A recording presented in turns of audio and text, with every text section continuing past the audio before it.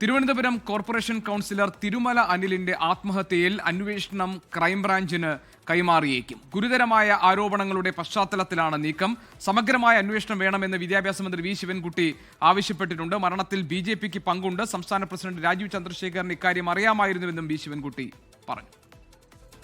ബിജെപിക്ക് 100% ബിജെപിയുടെ അംഗങ്ങളും അതുപോലെ തന്നെ ജീവനക്കാരും മാത്രമുള്ള ഒരു ബാങ്കാണ് ഈ ബാങ്ക് എന്ന് പറയുന്നത്.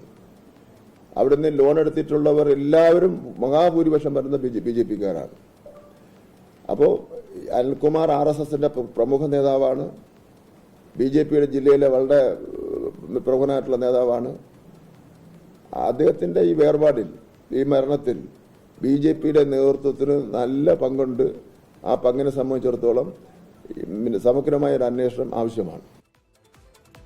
അനിലിന്റെ ആത്മഹത്യയിൽ ബിജെപി നേതൃത്വത്തിനെതിരെ സോഷ്യൽ മീഡിയയിൽ നേതാക്കളുടെ വിമർശനവും ശക്തമാവുകയാണ്.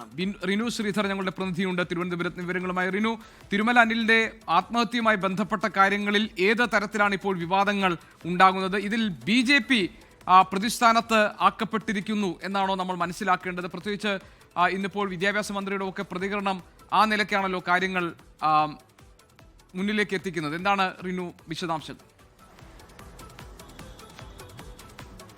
സംസ്ഥാന ബിജെപിയിലും അതുപോലെ തന്നെ ജില്ലാ ബിജെപി നേതാക്കൾക്കിടയിലും പ്രവർത്തകർക്കിടയിലും വലിയ രീതിയിലുള്ള ഒരു പ്രതിരോധം ആയിരിക്കുകയാണ് അനിലിന്റെ ആത്മഹത്യ. അനിലിന്റെ ആത്മഹത്യയുമായി ബന്ധപ്പെട്ടുകൊണ്ട് നിലവിൽ കണ്ടോൺമെന്റ് ACPക്കാണ് അന്വേഷണ ചുമതല. ഉടൻ തന്നെ അത് ക്രൈംബ്രാഞ്ചിന് കൈമാറാൻ സാധ്യതയുണ്ട് എന്നുള്ളതാണ്. മന്ത്രി വി ശിവൻകുട്ടി അടക്കം സർക്കാരിനോട് അത് ആവശ്യപ്പെടുകയും ചെയ്തിട്ടുണ്ട്.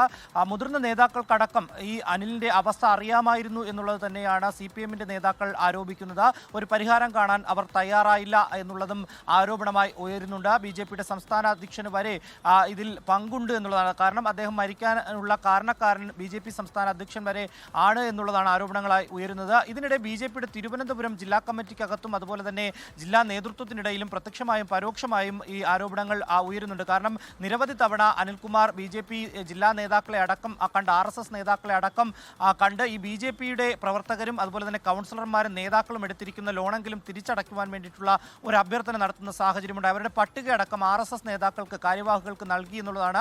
പക്ഷേ ഒരു തരത്തിലുള്ള ഇടപെടലും അവരുടെ ഭാഗത്ത് നിന്ന് ഉണ്ടായില്ല എന്നുള്ളതാണ് ഏറ്റവും പ്രധാനപ്പെട്ട ഒരു കാര്യം. ഒപ്പം ഇന്ന് S. സുരേഷ് BJPയുടെ ജനറൽ സെക്രട്ടറിയാണ്. ആ ജനറൽ സെക്രട്ടറിയുടെ ഭാര്യ ഫേസ്ബുക്ക് പോസ്റ്റ് ഇടുന്നൊരു സാഹചര്യം. അനിൽ ഏട്ടൻ ഒരു തെറ്റും ചെയ്തിട്ടില്ല എന്നുള്ളതാണ് ആ ഫേസ്ബുക്ക് പോസ്റ്റ്. അതിന് അടിയിലെത്തിയാണ് BJPയുടെ മുൻ കൗൺസിലർ ഉൾപ്പെടെ, അതായത് ഹരിശങ്കർ ഉൾപ്പെടെയുള്ള കൗൺസിലർമാർ, മുൻ കൗൺസിലറാണ് അദ്ദേഹം ഉൾപ്പെടെ വലിയ രീതിയിലുള്ള ആരോപണവുമായി രംഗത്ത് എത്തിയത്. ഒപ്പം കഴിഞ്ഞ ദിവസം ഒരു കൗൺസിലറുടെ ഭർത്താവ് അടക്കം സോഷ്യൽ മീഡിയയിലൂടെ നേതൃത്വത്തിനെതിരെ പരസ്യമായി രംഗത്ത് വരുന്ന ഒരു സാഹചര്യമുണ്ടായി. ഓരോ കൗൺസിലർമാർ അടക്കം BJP സംസ്ഥാന നേതാക്കൾ ഉൾപ്പെടെ എടുത്ത പട്ടിക, അതായത് പണത്തിന്റെ കണക്കടക്കം നിരത്തിക്കൊണ്ടാണ് ഇത്തരം സോഷ്യൽ മീഡിയയിലൊക്കെ തന്നെ ഈ തർക്കം സജീവമാകുന്നത്. എന്തായാലും നിലവിൽ ഇപ്പോൾ അന്വേഷണം കണ്ടോൺമെന്റ് ACക്കാണ്. ക്രൈംബ്രാഞ്ചിന് കൈമാറിയേക്കും എന്നുള്ള വിവരം, ഒപ്പം കുടുംബത്തിന്റെ മൊഴിയുടൻ രേഖപ്പെടുത്തുമെന്നുള്ള വിവരവും നമുക്ക് ലഭ്യമാണ്. ശരി, റിനു ശ്രീധറാണ് വിവരങ്ങൾ നൽകിയത്.